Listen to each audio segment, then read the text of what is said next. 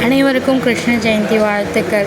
பெரிய கால் தடம் பார்த்திங்கன்னா எங்கள் பெரிய கண்மணி, சின்ன கால் தடம் சின்ன கிருஷ்ணன். இன்றைக்கி நல்ல வேலை, 2 பேருமே நடக்கணும்னு ஆசைப்பட்டதுனால 2 பேரையுமே நடக்க வச்சு கூப்பிட்டு வந்தாச்சு வீடு வரைக்கும். பாருங்கள், அவங்க காலடி, இவங்கள காலை வைக்கிறதுக்குள்ளே எங்களுக்கு ஒரு வழி ஆயிடுச்சின்னே சொல்லலாம். அப்புறம் பெரியவங்க அதை பார்த்து ஆசைப்பட்டு அவங்க அழகாக நடந்து வந்துட்டாங்க. கீழே இருந்தே நடந்து வரேன்னாங்க, நடந்து வந்துட்டாங்க. இதுதான் எங்கள் வீட்டு கிருஷ்ணர்.